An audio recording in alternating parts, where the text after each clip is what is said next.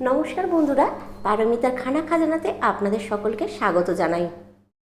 আজ আমি আপনাদের জন্য একটা রাইস রেসিপি নিয়ে চলে এসেছি, যেটা শুধু রাইস হিসাবেও কিন্তু খেতে পারবেন, আর এর সাথে যে কোনো সাইড ডিশ দিয়েও কিন্তু এটা খেতে পারেন।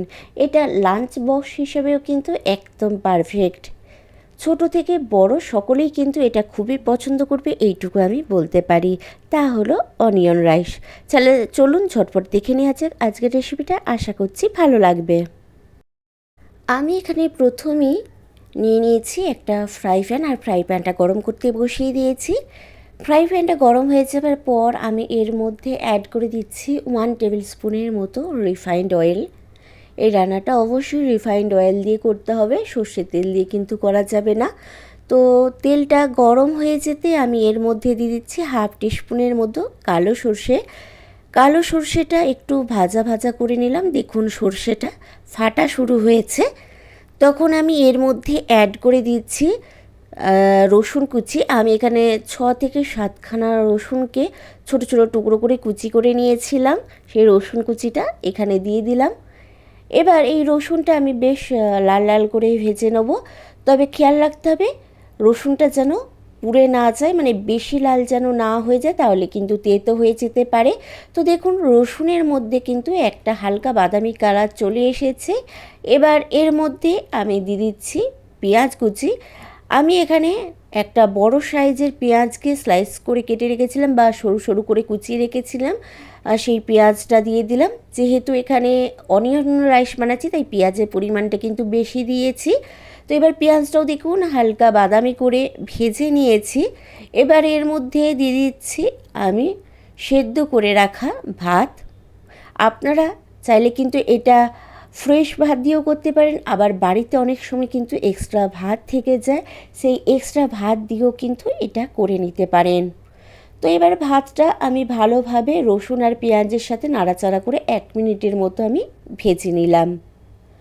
এবার এর মধ্যে আমি দিয়ে দিচ্ছি স্বাদ মতো নুন। নুনটা অবশ্যই আপনারা কিন্তু নিজেদের স্বাদ মতো ব্যবহার করবেন।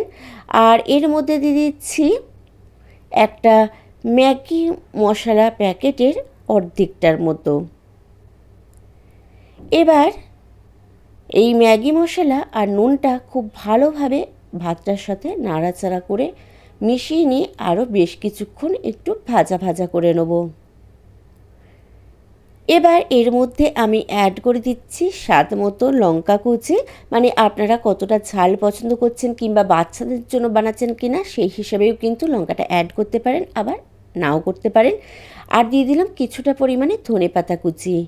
এবার আমি লঙ্কা কুচি আর ধনেপাতা কুচিটা ভালোভাবে নাড়াচাড়া করে নিয়ে ভাতের সাথে মিশিয়ে নিলাম।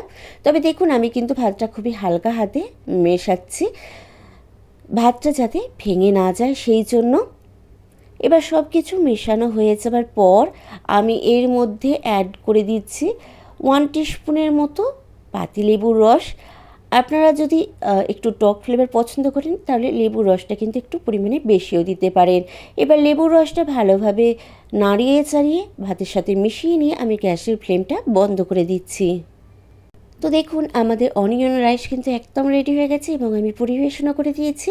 তো রেসিপিটা আপনাদের কেমন লাগলো অবশ্যই নিচে কমেন্ট বক্সে কমেন্ট করে জানাতে ভুলবেন না। আর যদি ভালো লেগে থাকে তাহলে অবশ্যই একটা লাইক শেয়ার করে দেবেন।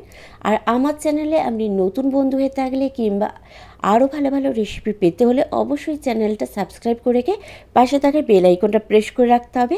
তাতে আমি যখনই কোনো ভালো ভালো রেসিপি বা ভিডিও আপলোড করব সবার আগে নোটিফিকেশান আপনার কাছে পৌঁছে যাবে। আর বাড়িতে অবশ্যই এটা কিন্তু ট্রাই করে আমাকে জানাতে ভুলবেন না কেমন লাগলো।